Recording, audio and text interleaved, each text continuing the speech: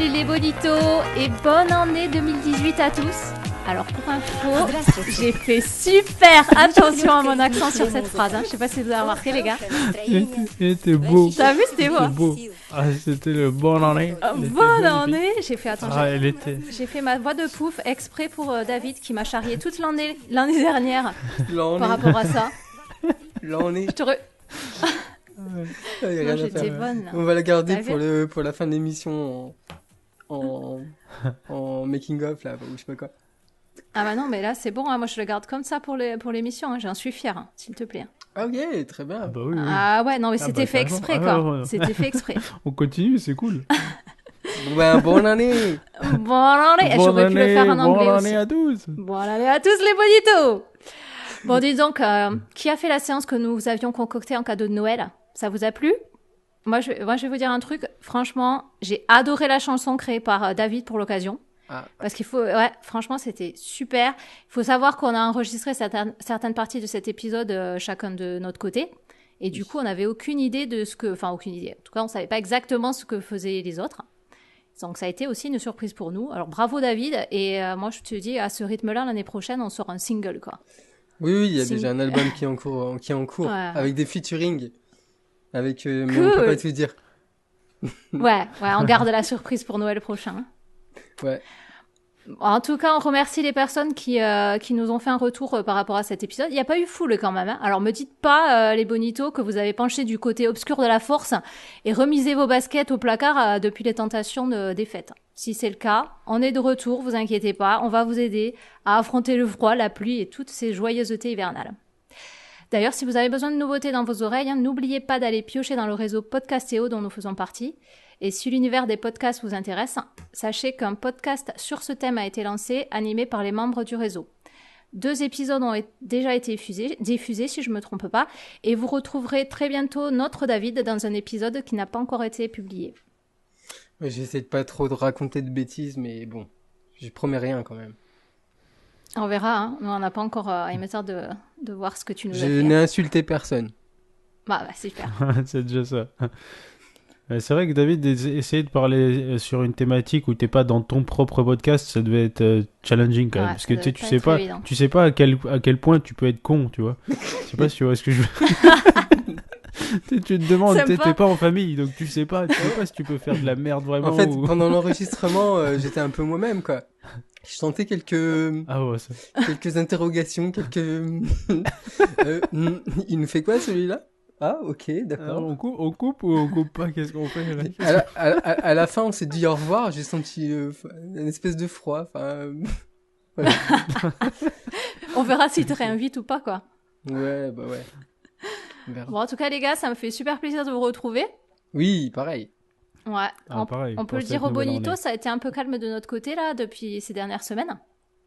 Et donc, ça fait plaisir de reprendre le travail, entre guillemets, enfin de reprendre Jogging Bonito en main, là. C'est pas vrai ? De rempiler pour une nouvelle année.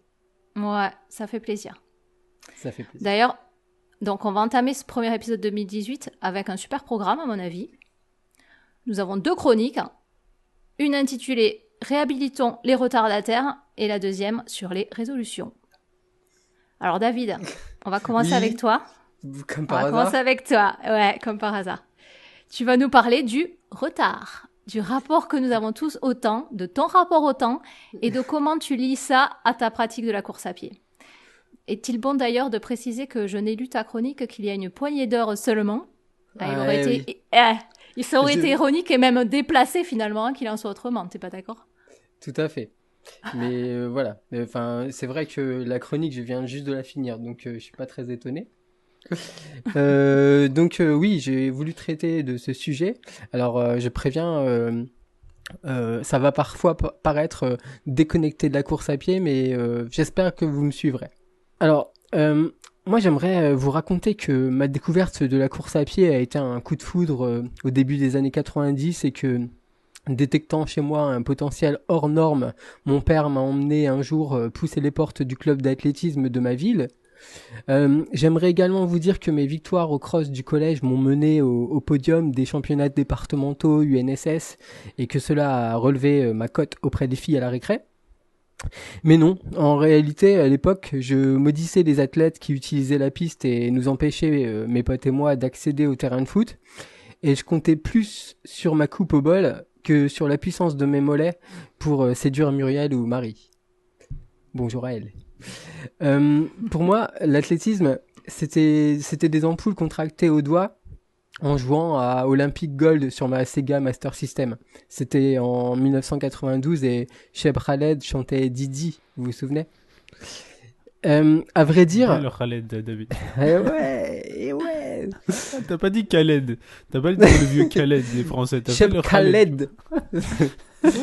N'est-ce pas?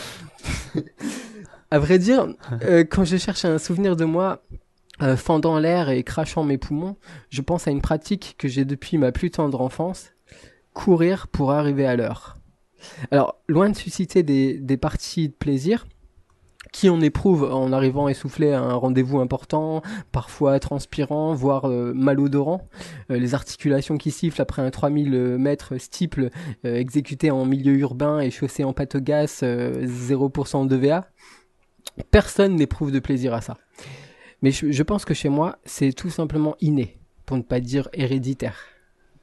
Bisous papa. Et croyez-moi, en matière de retard, j'ai un palmarès bien étoffé. Comme par exemple le record du nombre de sprints pour attraper le bus. En effet, juste en face de l'immeuble dans lequel j'ai grandi, se trouvait le départ de la ligne que j'empruntais quasiment tous les jours pour aller à l'université, et j'y suis allé un peu, pour aller faire du sport aussi, ou pour aller voir mes potes. Ça, c'était plus fréquent.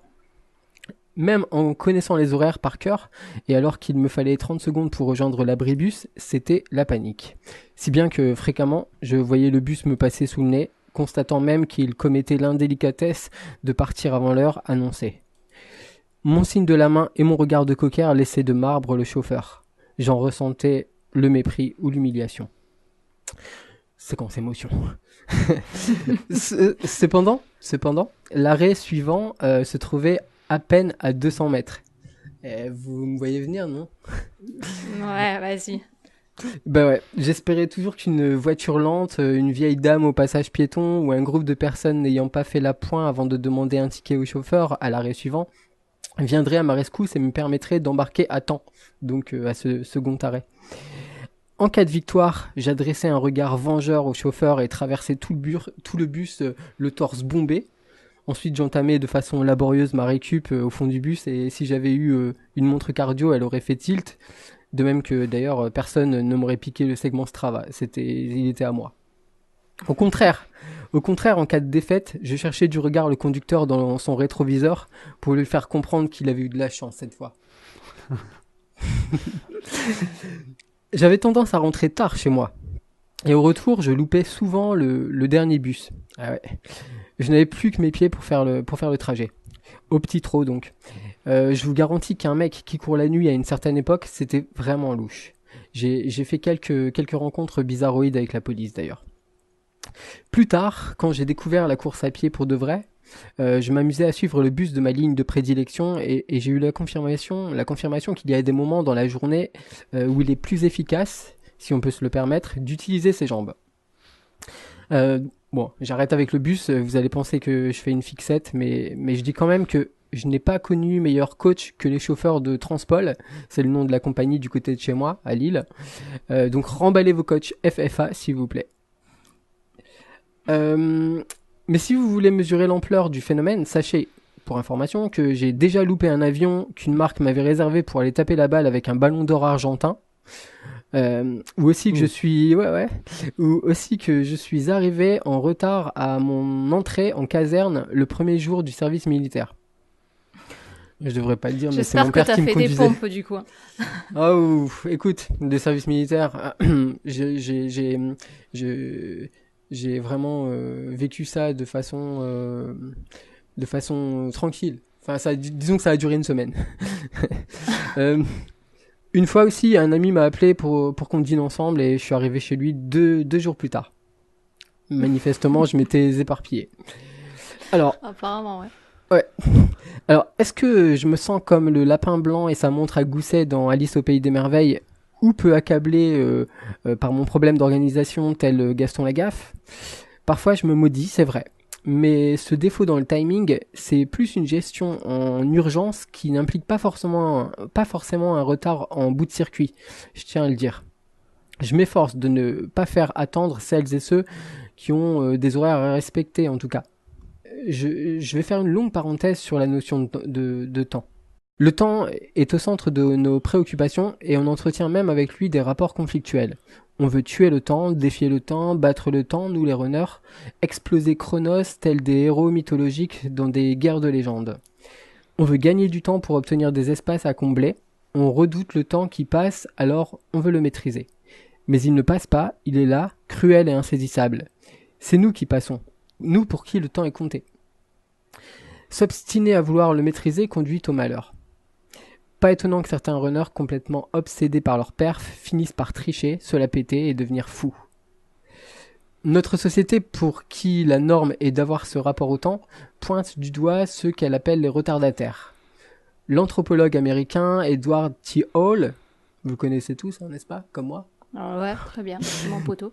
Oui, il distingue la culture monochrone pour laquelle le temps est une réalité palpable et donc il vaut mieux éviter le retard. Et de l'autre côté, de la culture polychrone, dans laquelle la notion de temps est plus souple, c'est-à-dire que les individus ne se laissent pas dicter leur temps par un système ou une organisation, mais privilégient les relations, par exemple en Afrique ou en Amérique du Sud. Donc, d'après mes propres conclusions, le coureur monochrone serait centré sur son chrono, tandis que le coureur polychrone aurait d'autres priorités. N'oubliez pas d'user de cette rhétorique pour justifier vos retards sur vos objectifs auprès de votre coach. Petite parenthèse, Socrate lui-même arrive en retard dans une petite fête de la rhétorique dans le Gorgias. Jeff Comte, professeur de psychologie à l'université de San Diego, donc Margie c'est pour toi ça, a mené une étude et déterminé que les personnes en retard sont les plus créatives et les plus optimistes. Alors certes, elles sont moins compétitives, pourtant, il affirme qu'elles ont le plus de chances de réussir dans la vie. De plus, selon des cardiologues, les personnes en retard seraient moins exposées à des problèmes cardiaques. Ils sont pas en panique. Au regard de cette analyse faussement intelligente, j'ai peut-être trouvé, à travers mon manque de ponctualité et mon désintérêt pour la maîtrise du temps, des explications dans ma façon de pratiquer la course à pied depuis plusieurs années.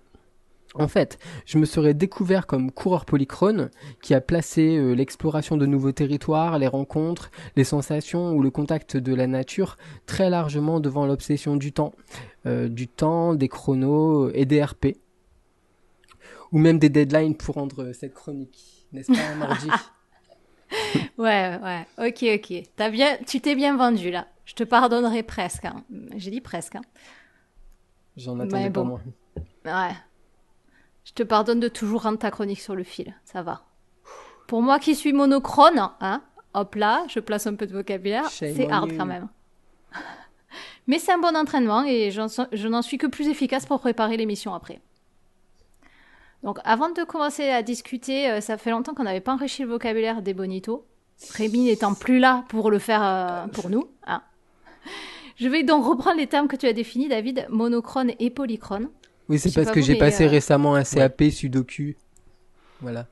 Ah, d'accord.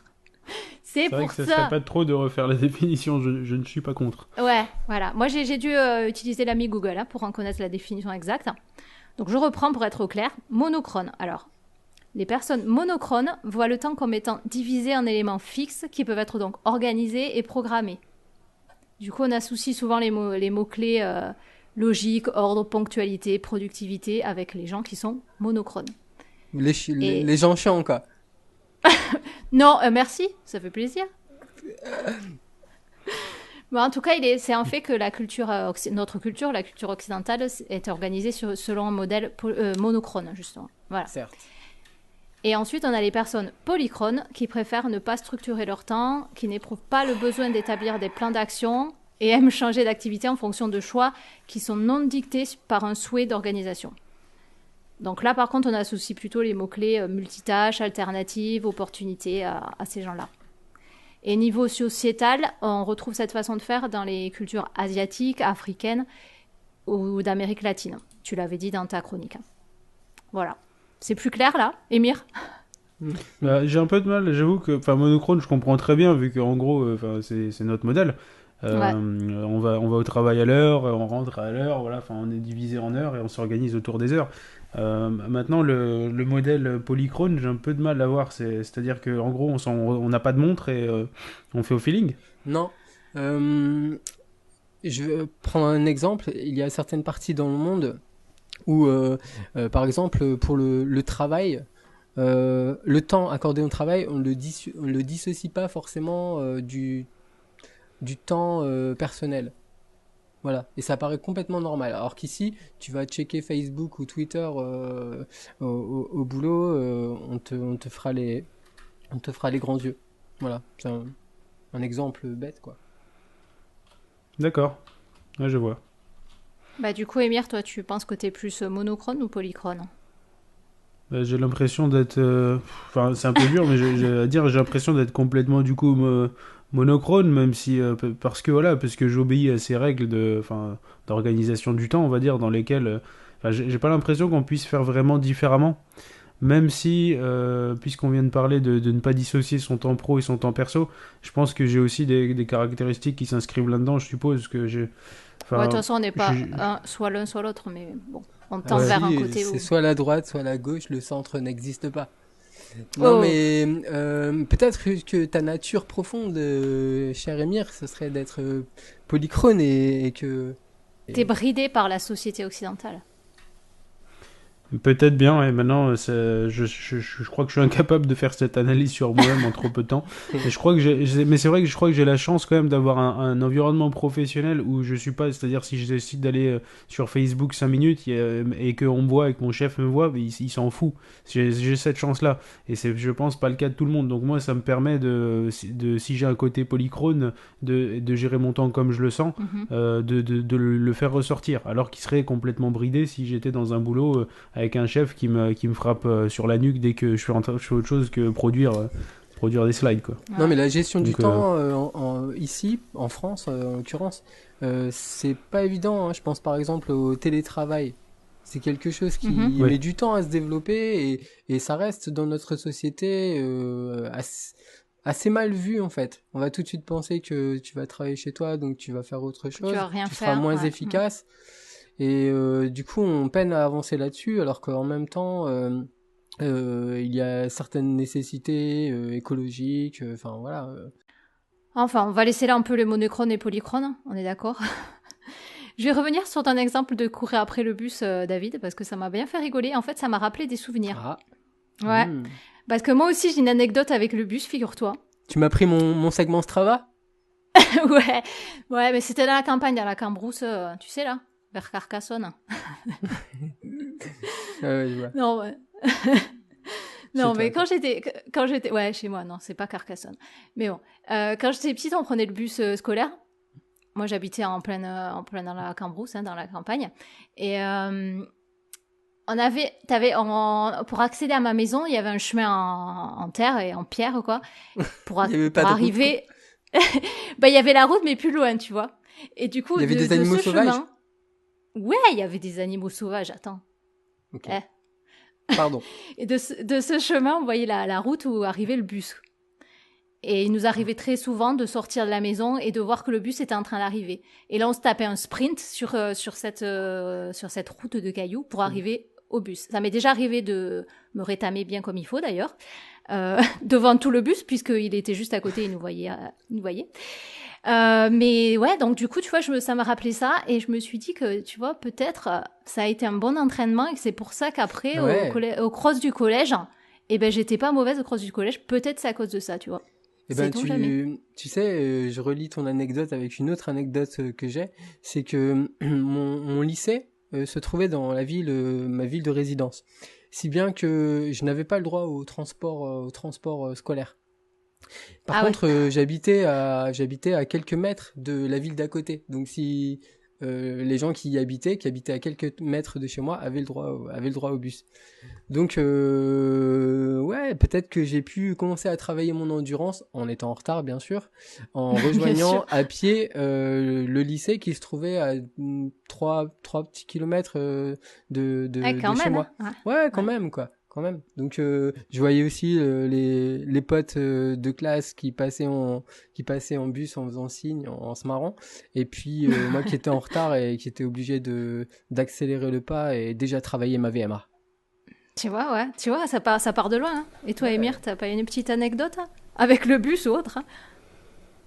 Ah si, avec des bus. Enfin, moi, ce que j'ai toujours trouvé assez remarquable avec le bus, c'est j'ai l'impression que ça réveille des trucs qui sont ancrés dans l'instinct de l'humain depuis très très longtemps, tu vois, depuis avant même notre société. Tu vois, je suppose, si je pars dans la préhistoire, tu vois, je suppose qu'on voyait un danger, il se passait un truc rapide dans notre cerveau qui faisait qu'on fuyait tout de suite, histoire de survivre, tu vois. Et je trouve que le bus, ça fait sûrement appel au même mécanisme, mais dans le sens inverse. C'est genre tes yeux ils voient le bus et là bim, ton cerveau il réfléchit plus, t'es déjà en train de courir comme un ouf, tu vois, pour monter dans le machin. Ton cerveau il a réussi à faire un raccourci entre il y a bus, yeux bus, jambes égale Adonf, tu vois. Ouais, et ça passe, tu vois, et le truc est vraiment rapide, comme si ça relevait de la survie, tu vois. Et ça c'est ça que j'ai toujours trouvé extraordinaire avec les bus. Et aussi, ce qui est extraordinaire, c'est que quand tu arrives au bus, tu t'aperçois quand tu es extrêmement essoufflé, mais que tu es dans le bus, ou alors que tu l'as pas, que tu es dans le fail, ou peu importe, et tu te dis, mais jamais autrement tu te serais poussé dans un état d'essoufflement pareil. C'est vrai, en plus. T'as complètement oublié tes capacités physiques. T'as l'autre bus qui arrive dans 5 minutes, mais non, quoi. Ouais, puis tu voudrais l'attraper, quoi. Et puis quand t'as attrapé le bus, tu voudrais que les gens ils t'acclament dans le bus, tu sais, les gens ils te regardent. Ouais, lui il l'a fait. Ils ont fait la même chose que toi juste avant. Alors qu'en fait, ils te regardent et te disent, oh purée, celui-là, il va arriver tout transpirant à côté de moi, tu vois, c'est pas le... Ouais, s'assied pas à côté de moi, mec. C'est ça. Ouais. Jamais. En vrai, ils te respectent pas tant que ça. Mais... C'est clair, pourtant. Parce que, ouais. Donc, j'ai bien aimé le fait de prendre le chauffeur pour un coach aussi.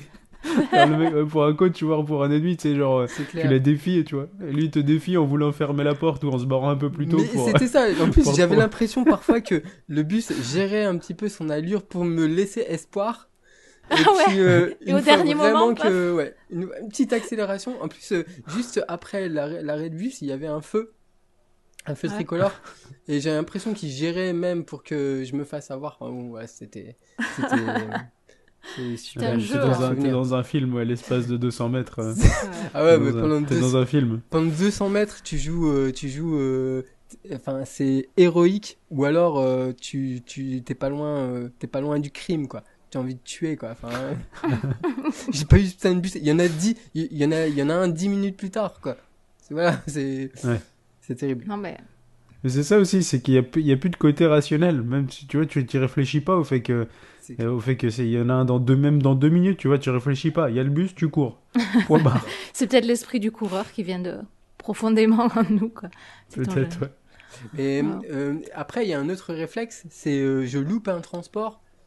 On est des runners, tout ça, on se dit, enfin, je veux dire, les conditions, elles s'y prêtent pas du tout, quoi. On est en Santiago. Et on va courir. On est avec un gros sac et on se dit, mince, j'ai raté le train, le bus ou n'importe quoi. Et on calcule, quoi. On se dit, si je vais à pied, en trottinant, je peux arriver à telle heure, etc. Alors que c'est impossible, quoi. Je veux dire, il y a 15 km à faire, t'es pas du tout équipé pour, ça le fait pas du tout, quoi. Et d'ailleurs, il y a quelques jours, je me suis endormi dans le train, j'ai loupé mon arrêt et je me suis retrouvé un peu loin, quoi. Et j'avais un rendez-vous, mais j'ai quand même, premier réflexe, c'était pas de me dire comment je vais trouver un autre train, je vais trouver un taxi, on va venir me chercher ou quoi. Premier réflexe, c'était de me dire à combien de bornes je suis. Je regarde sur Google un petit peu pour voir si c'est faisable et je regarde ce que j'ai au pied pour voir si on peut envisager une petite course. Tu vois, juste avant d'aller bosser, en plus, ça tombe super bien, ça se goupille bien. Et bon, voilà, c'est le premier réflexe que tu as, quoi, en tant que runner. Voilà. C'est vrai que je constate aussi pas mal au boulot, surtout, où j'ai moins de coureurs personnellement dans mon travail. Et tu vois les gens qui envisagent pas du tout les distances comme toi, en fait. Oui, genre, c'est vrai, ça. Ouais, c'est vrai. Eux, ils ont 1 kilomètre. il y en a un, il peut te sortir facilement. Tu dis, ouais, c'est 1 kilomètre. Il dit, quoi? C'est 1 demi-heure. Et là, tu te dis, non, on n'a vraiment pas la même notion du kilomètre. Tu vois que beaucoup se sont jamais posé la question de combien de temps tu mets pour faire 1 kilomètre. Tu vois, et c'est pas si connu que ça. Et moi, quand je dis que, par exemple, je peux marcher 2 bornes et demie et que ça me choque pas plus que ça, tu vois, j'ai l'impression que je viens d'annoncer que je suis le king de la planète. Tu vois. Et en même temps... Alors que j'ai juste marché 30 minutes. Voilà. Et en même temps, quand tu dois attraper ton train, tu t'es un petit peu en retard, premier truc que tu fais aussi, c'est de calculer la vitesse moyenne au kilomètre et tu te dis, de toute façon, à 15 km/h, ça passe. Mais, ça passe, mais ça peut pas passer comme ça. Non, ça marche pas. C'est des déformations, pas des déformations professionnelles, presque, mais justement des déformations liées au running. C'est tellement ça. Ouais. Bon, en parlant de retard, dans le quotidien, comment on fait quand on est toujours en retard? Comment on fait pour composer dans le quotidien avec ça? Est-ce que c'est une contrainte ou pas? Je crois que c'est... personnellement, je crois que on peut me qualifier de retardataire complètement, ouais. Mais je crois que ça libère, en fait. Ça libère d'être en retard. Ça libère de beaucoup de stress. Parce que tu as justement développé plein de choses pour dédramatiser ton retard. Mm-hmm. Tandis que quand tu as quelqu'un qui est en retard, mettons quelqu'un qui est tout le temps à l'heure, et un jour, pour des raisons complètement hors de sa volonté, hors de son contrôle, il est à la bourre sur un truc qui lui paraît un peu important, il est désemparé, c'est la fin du monde et tout. Alors que toi, vu que tu étais un multirécidiviste, tu t'en fous presque, tu vois, tu vois, et le fait de pratiquer le retard, je pense que ça aide beaucoup. Parce que dans un monde où il peut y avoir pas mal d'imprévus ou autre, autant être vacciné du retard, à mon avis. Moi, je pense que ça m'aide beaucoup d'être vacciné du retard. Mais ça t'a jamais posé de soucis au niveau professionnel, par exemple ou... Si, ça peut m'en poser. Ça peut m'en poser. Je suis trop limite tout le temps et parfois, c'est à la limite... Voilà, si j'ai la chance de pas avoir d'horaires normaux, de pas avoir d'horaire, on va dire, c'est-à-dire je dois pas pointer au bureau à telle heure. En revanche, si j'ai une réunion client le matin, faut que j'y sois. Si je suis pas, c'est pas ça va pas quoi. En gros, et ça ouais, parfois je suis un peu limite c'est pas génial. C'est sûr que si je pouvais m'en passer, je m'en passerais, mais j'ai l'impression que c'est un peu inéluctable. C'est dur de trouver le juste milieu. Pratiquer être le retardataire lifestyle, ça a ses limites aussi. De temps en temps, quand tu veux vraiment être à l'heure, t'as quand même du mal, quoi. Et toi, David, dans ta vie, tu fais comment pour gérer ça? Je ne suis jamais en retard. Non, mais si, mais là aussi, j'ai la chance d'avoir un métier où je ne suis pas tout le temps en rendez-vous, donc je ne suis pas toujours attendu. Et en même temps, au niveau de l'amplitude horaire, je donne pas mal enfin, je m'investis pas mal. Je regrette quand même parfois dans le regard de certains collègues qui te voient arriver alors qu'ils sont là depuis 1h30, qui sont déjà au 6e café et qui sont prêts à dégainer le sandwich au jambon, que ce soit encore mal vu, puisque de toute façon on a du temps à passer au travail, on le passe, des tâches à exécuter, on les fait. Voilà, enfin, je veux dire, arriver 15 minutes en retard, c'est pas non plus, c'est pas dramatique. Mais c'est encore mal vu, de toute façon, d'avoir un peu de souplesse au niveau des horaires, et ça, je le regrette. Ouais, c'est vrai que c'est très... Encore une fois, c'est très français, je pense. Hein. Moi qui ai travaillé... je travaille en Angleterre et aux États-Unis, et en France. Et je peux te dire que, par exemple, en Angleterre, il y avait beaucoup de gens qui partaient, si je reste sur le côté professionnel, qui partaient hyper tôt, mais personne n'en disait rien parce que pendant toute la journée, ils étaient très efficaces, quoi. Bon, attends, parce que là, on a un peu dévié. Je vais essayer de revenir. C'est pas mal éloigné du running. Ouais, on s'est éloigné. Mais ouais. C'est intéressant de parler de ça, quoi. Puis de la façon dont on voit le temps. Pourquoi, en fait, finalement, la ponctualité, la rapidité, maîtriser son temps, finalement, c'est quoi l'intérêt derrière? Pourquoi il faudrait suivre ce modèle-là? Parce que c'est dicté par notre société, quoi. Ouais, c'est ça. C'est ça. Je me permets une anecdote rapide, je sais plus si j'en ai déjà parlé, mais je la lâche là parce que c'est le contexte s'y prête.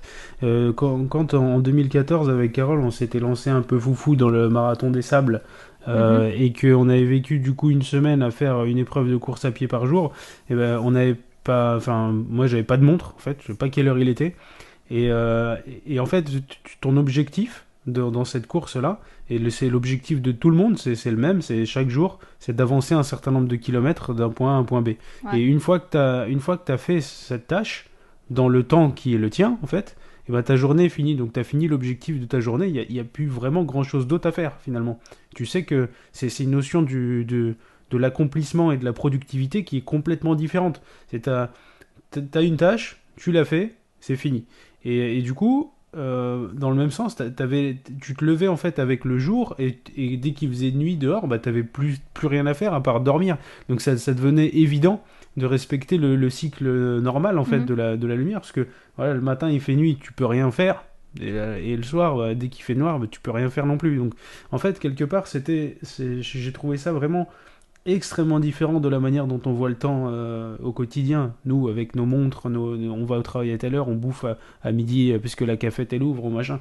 C'était totalement différent.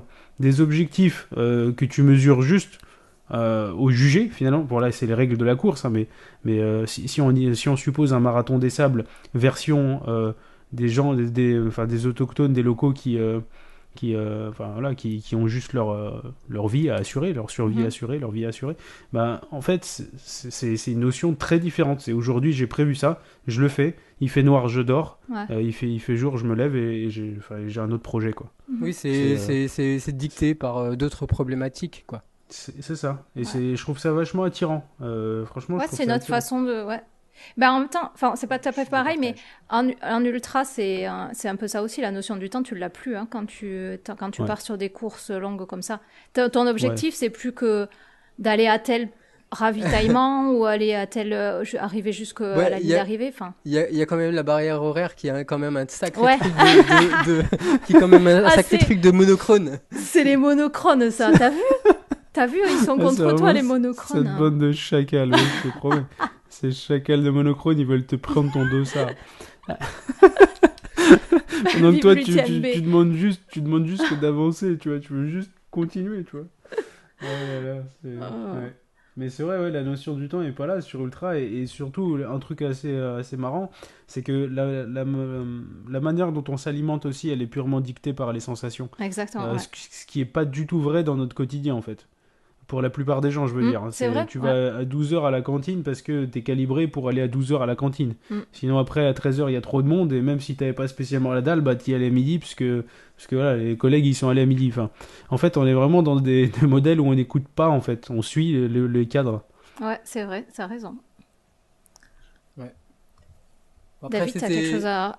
Ouais, en fait, je pourrais juste ajouter un truc, c'est que ma chronique, c'était un peu volontairement sorte d'éloge au retard qui peut bien m'arranger aussi. Hein, ouais. Donc c'était un peu cette vision optimiste était un peu opportuniste. Je peux quand même dire que être en retard, d'après certains médecins, ce serait dû à un déficit qui affecte une région du cerveau, donc un trouble comportemental. Mais c'est vrai en plus. Ça m'étonne pas, tiens. Ouais. Non mais si, c'est étudié comme ça. Donc le retardataire est une victime. Non mais oui. Non mais je veux dire par là que le retardataire, c'est aussi ça peut aussi être quelqu'un d'égocentrique. On dit par exemple, tu fais ta starlette, tu te fais attendre. Enfin, tu vois, c'est. Ah ouais. Il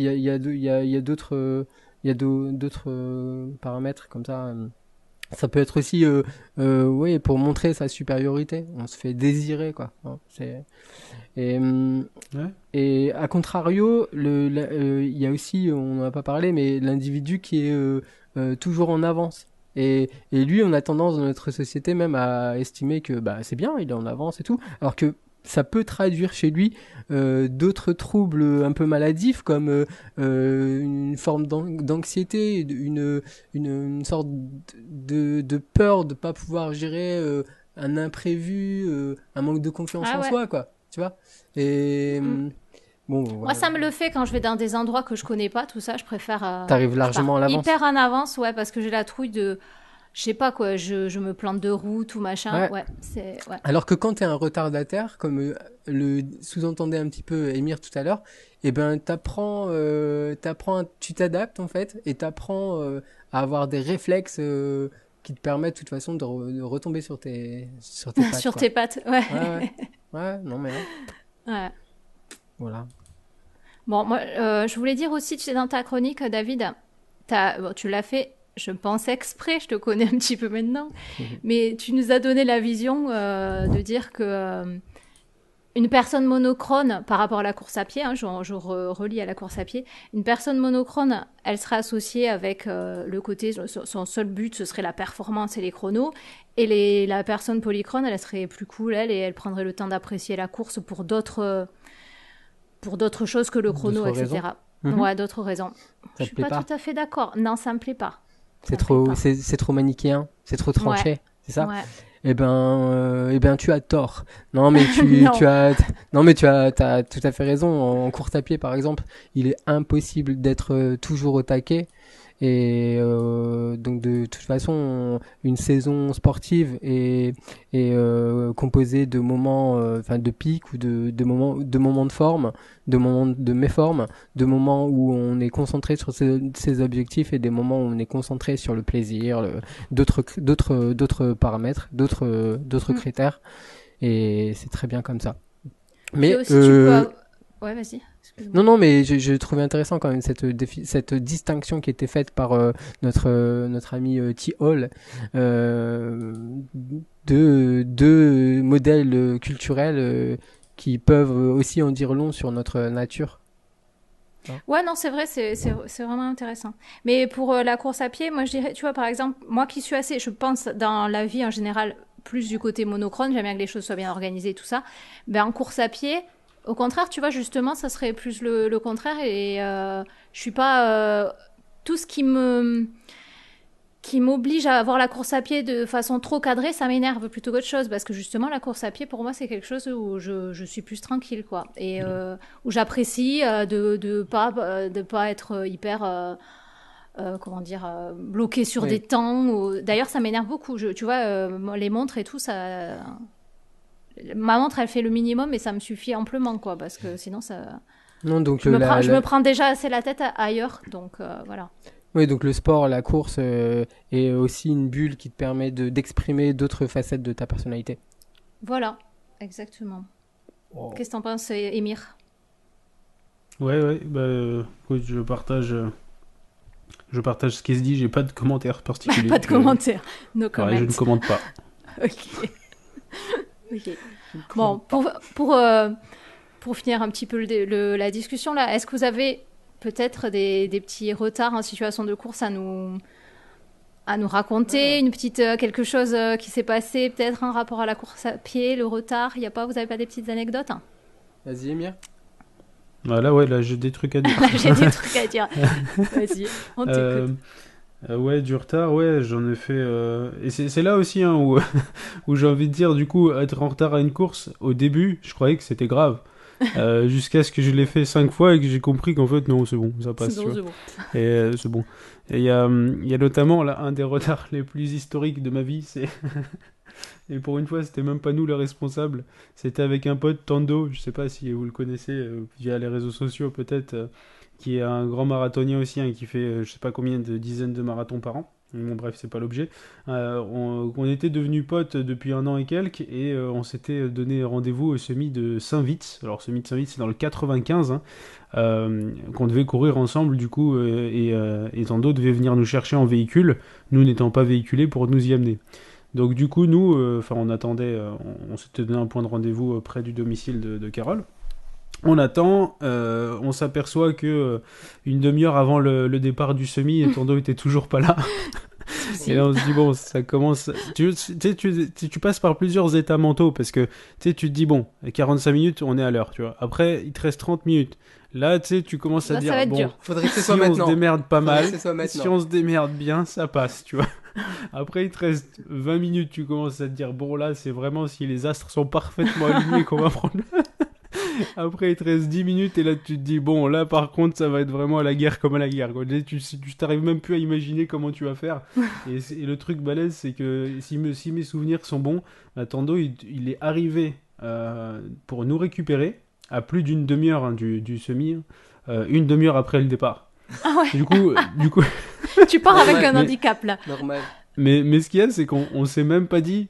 Je crois que on se disait, mais on n'y va pas, ça sert à rien, on n'y va plus. Et en fait, Tando, il est arrivé, on se disait, ouais, avec Carole, on n'y va plus, mais Tando, il est arrivé, il était en sueur, il dit, non, j'ai fait la route, c'était dur, franchement, je suis désolé, faut qu'on y aille. Je lui dis, mais t'inquiète, Tando, c'est pas grave, on a juste loupé un semi. Et lui dit, non, faut qu'on y aille. Alors du coup, on y va, c'est juste limite pour lui, quoi. Pour pas qu'il ait fait pour pas qu'il ait stressé pour rien. Et du coup, on débarque sur place. C'était un semi en 2 boucles. On arrive, on prend le départ en même temps que le Kenyan qui avait déjà fait son premier tour. C'est un bon lièvre en même temps, tu sais. Ouais, c'était énorme. Et on prend le départ quand même, on débarque.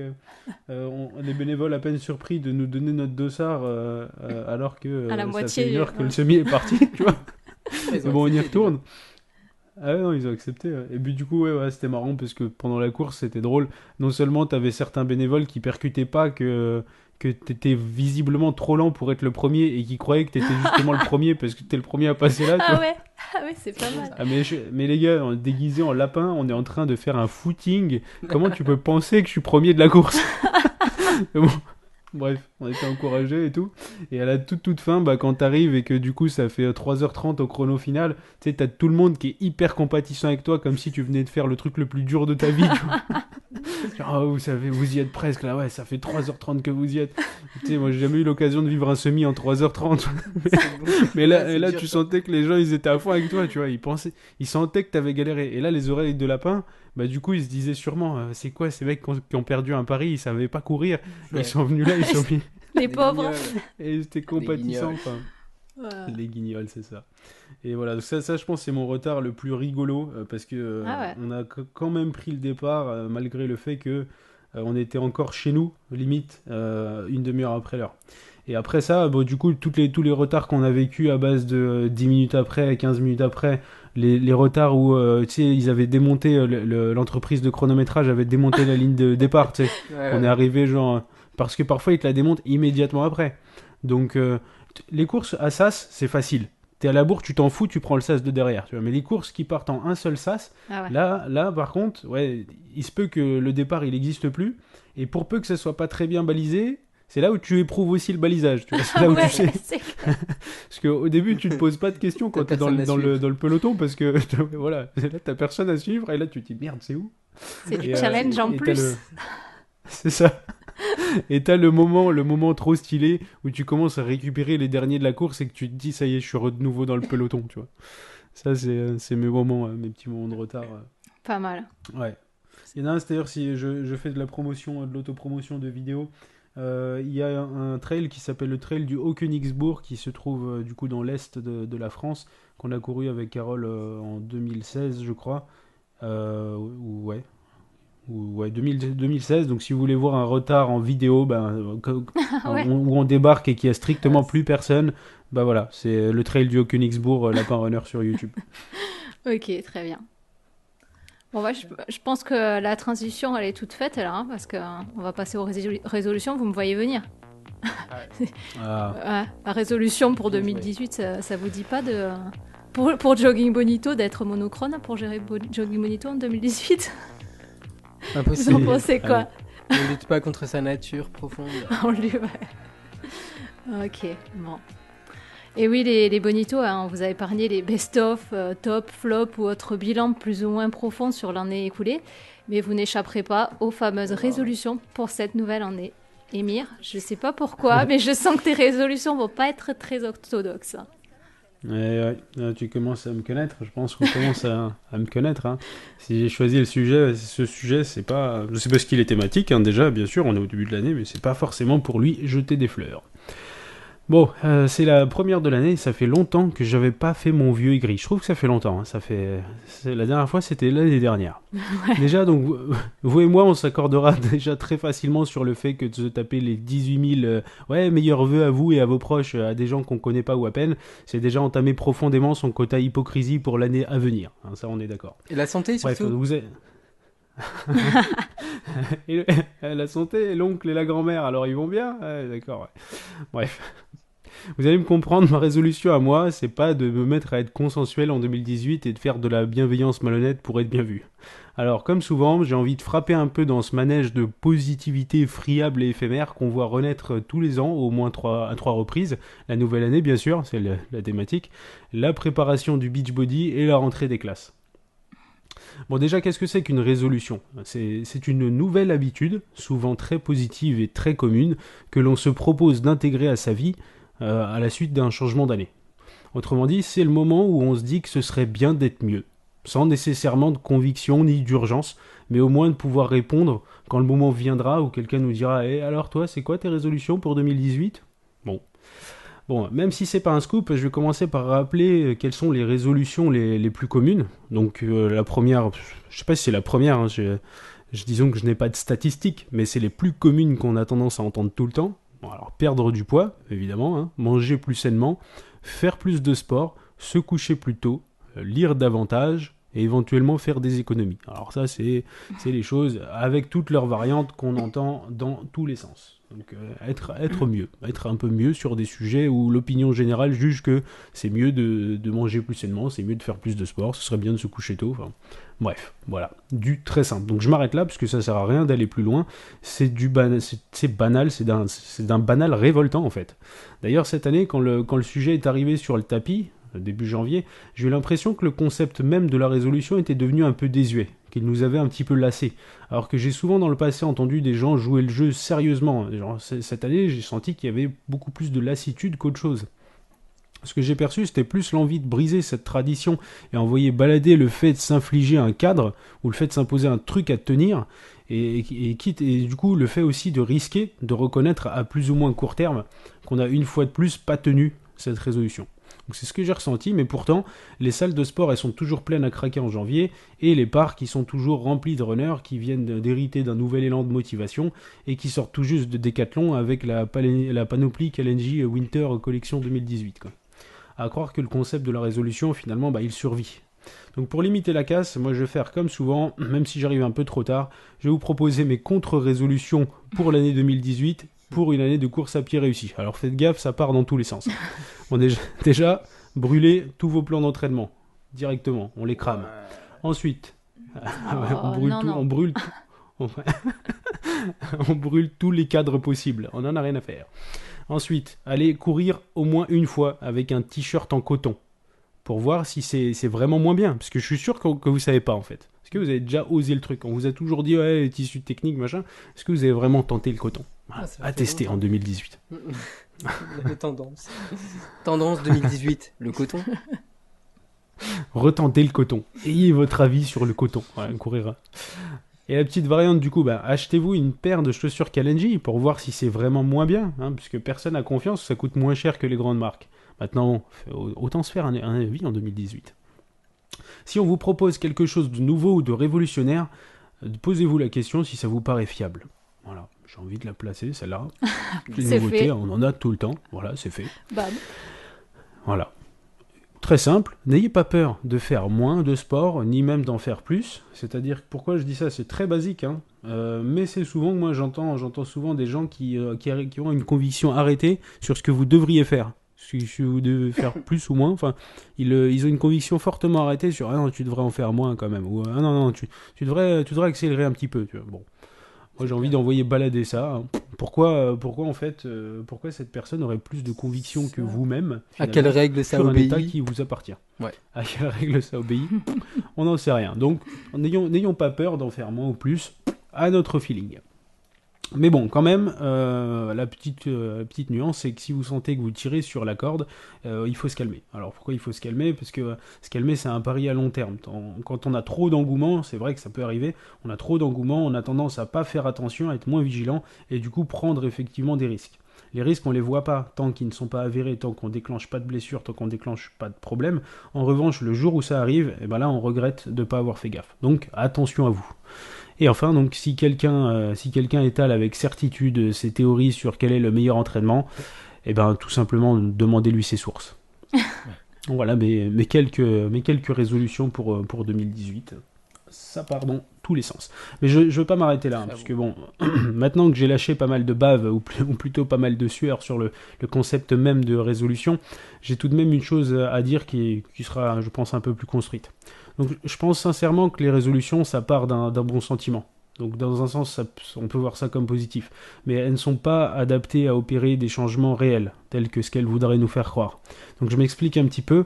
On sort des fêtes, lorsqu'on prend des résolutions en nouvelle année, donc on sort des fêtes où généralement on s'est fait plaisir, hein, entre guillemets.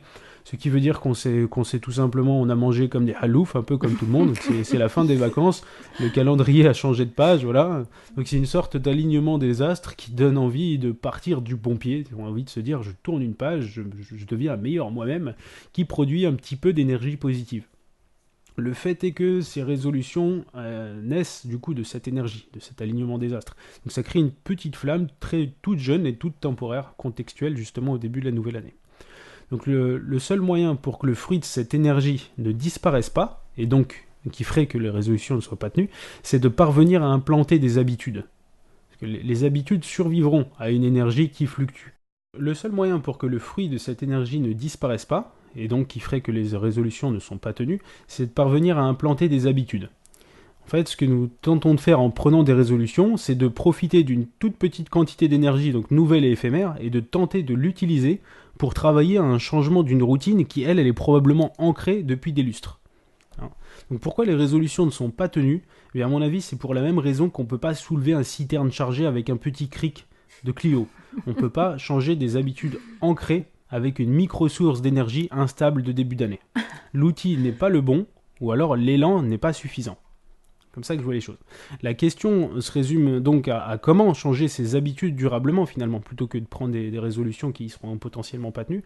Donc je ne vais pas m'étendre sur le sujet parce que c'est pas forcément l'objet, mais pour moi il y a quelques bonnes pratiques à suivre si vous voulez vraiment opérer un changement. On en a déjà parlé, mais je récapitule ici à nouveau.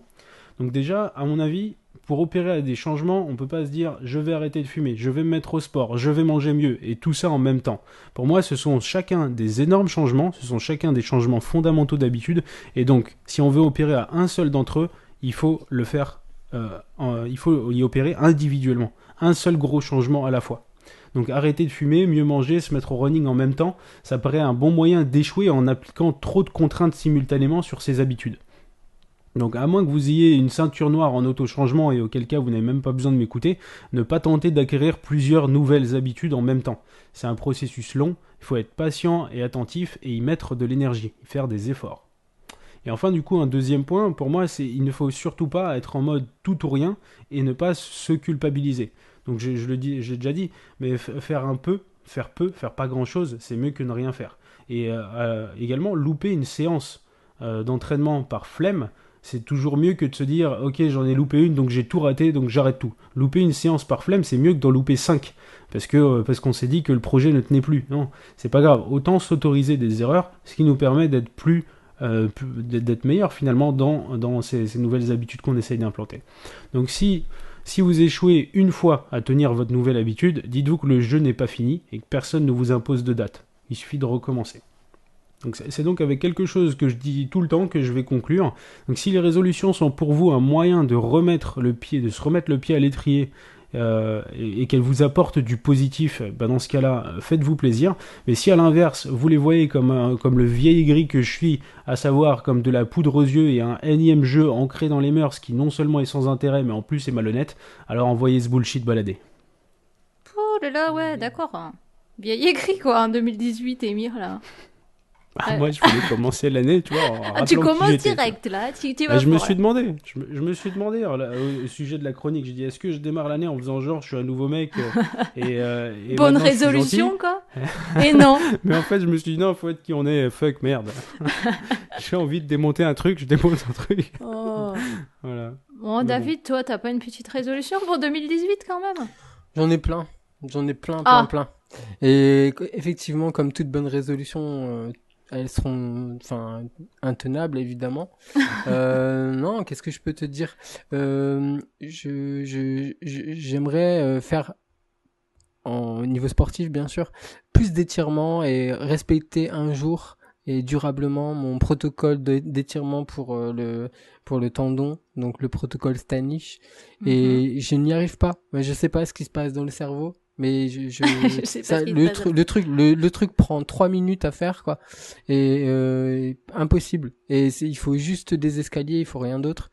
Et j'arrive pas à m'y tenir. Et avec ça, un petit peu de renforcement musculaire, ça pourrait être bien.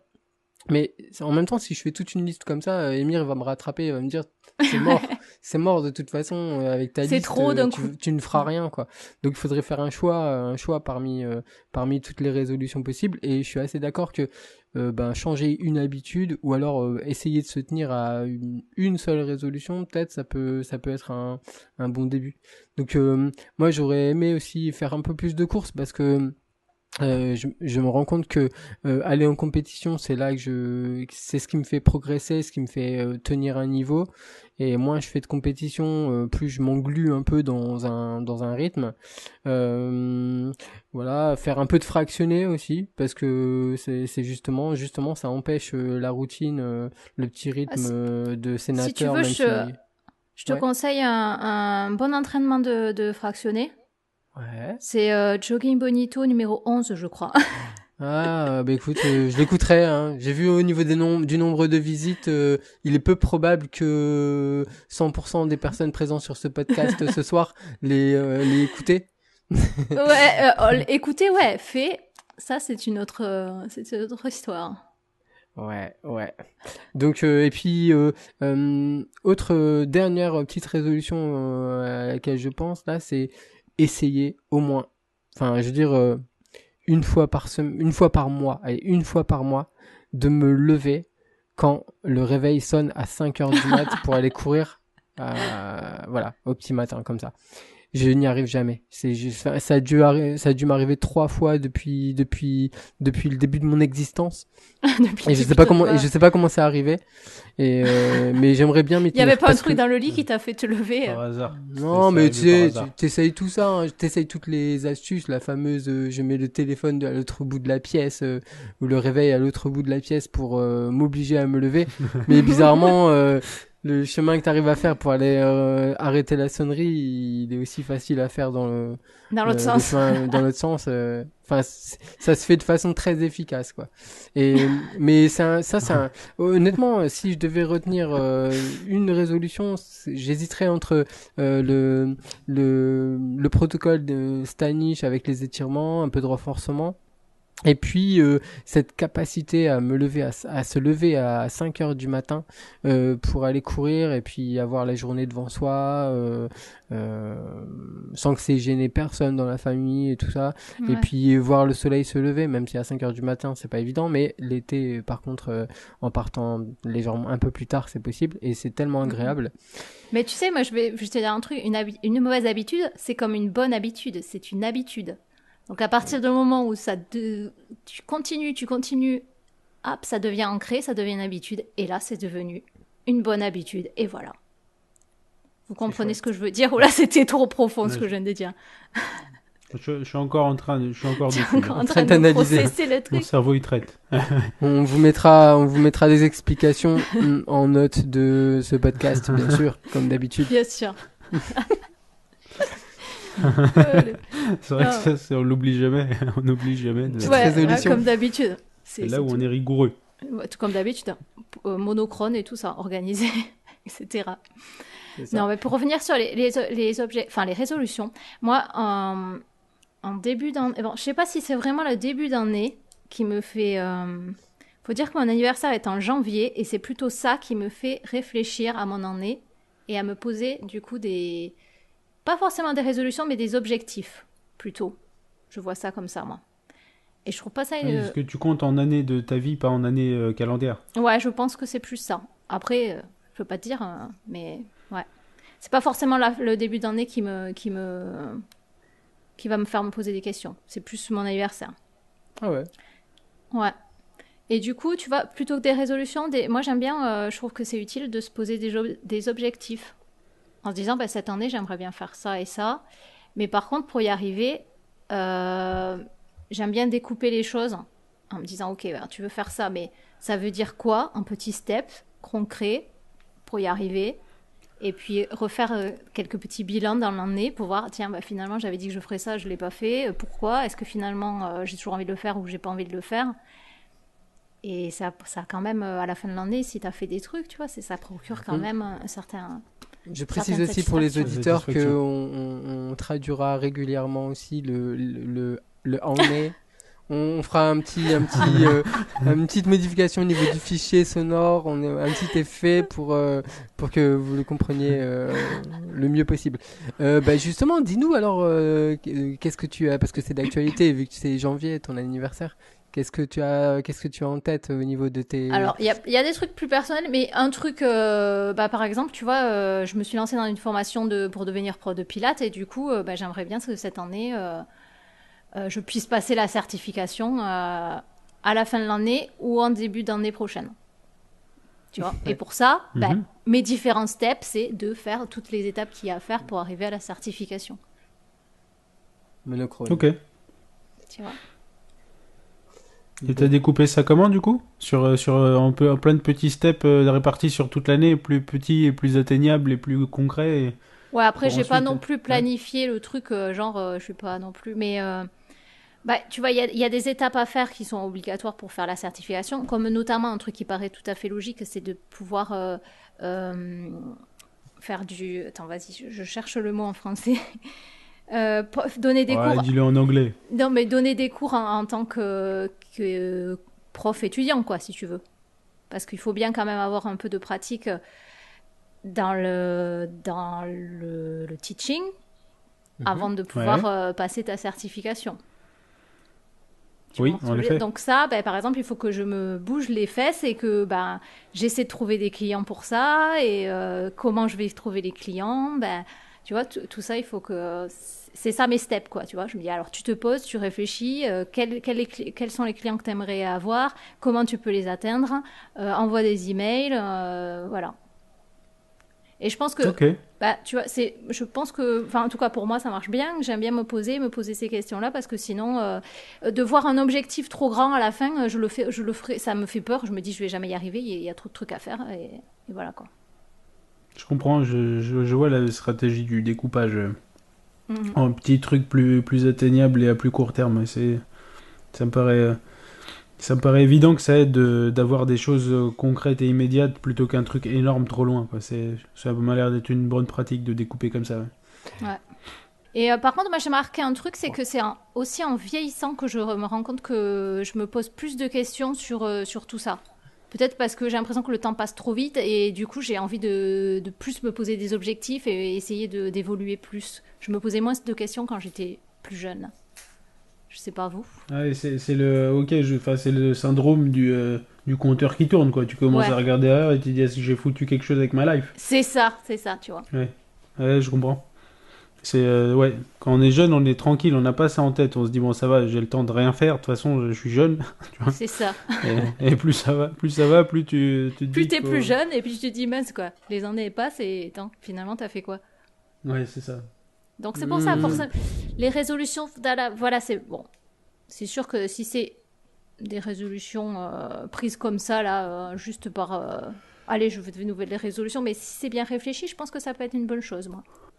Bon, très bien. Bon, alors, Émir, du coup, on t'a pas convaincu? T'as pas une petite résolution, là, ou un petit objectif pour 2018? Ouais, alors, du coup, si on se dit qu'objectif et résolution, ça se ressemble...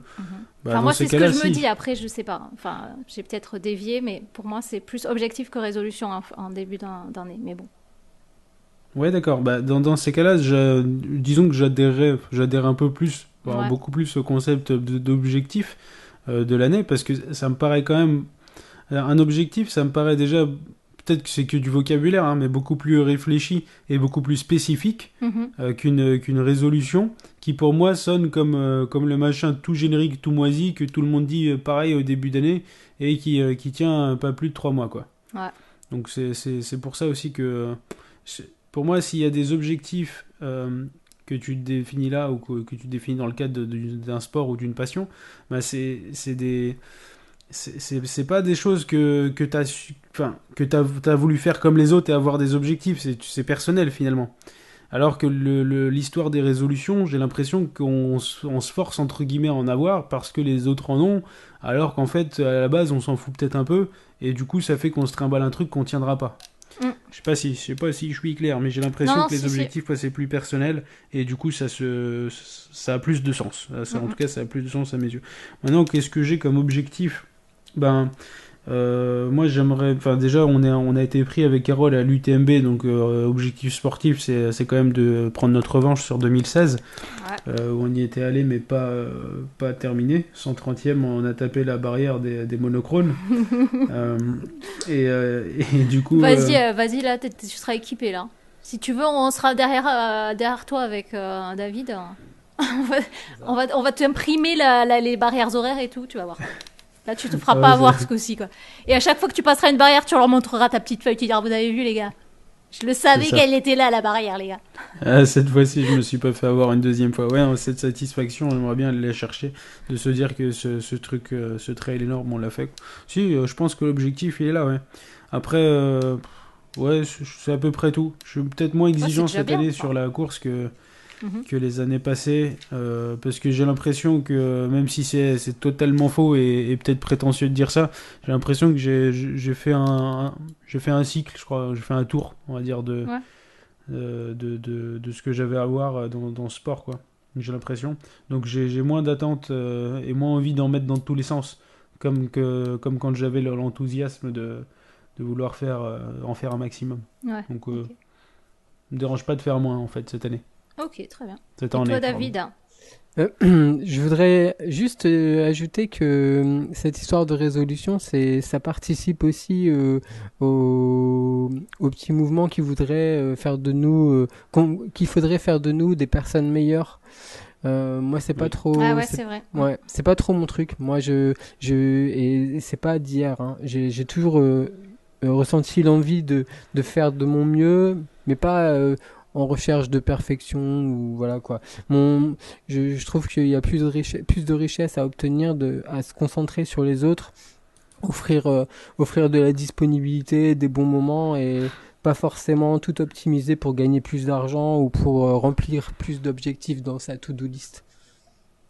T'as raison. Bah écoute là, franchement, tu nous conclus le débat parfaitement. J'aurais pas dit mieux. Ouais.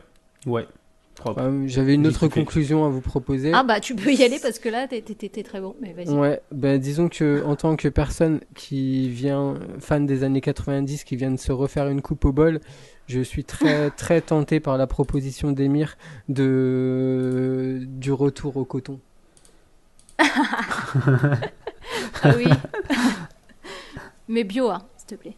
Oui. Ouais. Et équitable, s'il te plaît. Équitable. Ouais. Voilà. Bon, les bonitos, que vous soyez plein de résolutions ou non, monochrone ou polychrone, on vous aime comme vous êtes, mais il est temps de se dire au revoir. N'hésitez pas de venir continuer la discussion avec nous sur les réseaux sociaux, Twitter, Facebook, YouTube, le Club Strava, Jogging Bonito, comme d'habitude, on vous attend. D'ailleurs, sachez que nous en sommes à 299 bonitos sur Facebook. Donc, qui sera le 300e? Ouais. Le suspense est à son comble. Le suspense est à son comble. Je pense que je vais m'abonner. Ouais, ce serait une bonne idée, ouais. J'en profite pour faire passer un petit message à Émir et Carole, parce qu'un de nos bonitos nous a signalé via Facebook qu'il existe une course prénommée le jogging des carottes à Melé, en Belgique. Oui.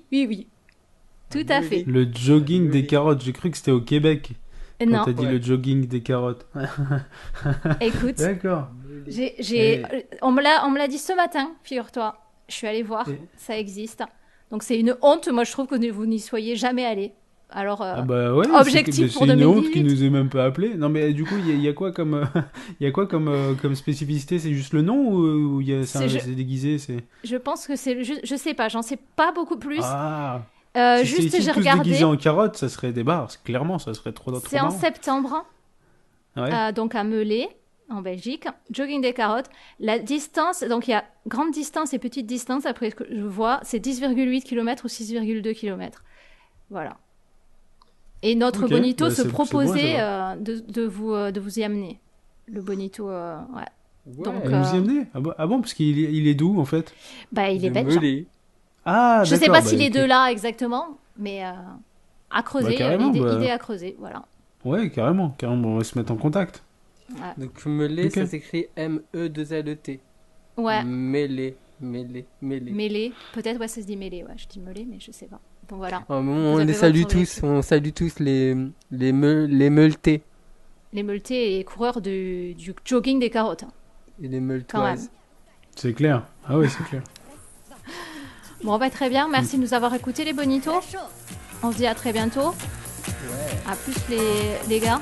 Salut, à bientôt. Salut Mardi, salut les bonitos. Ciao, ciao. À la prochaine. Ciao. Поворот вправо, влево, вверх. Поворот влево, вправо, вверх. Поворот вправо, влево. Резче движение. И еще немного.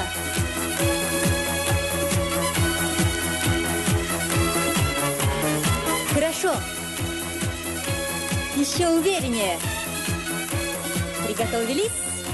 Колени выше.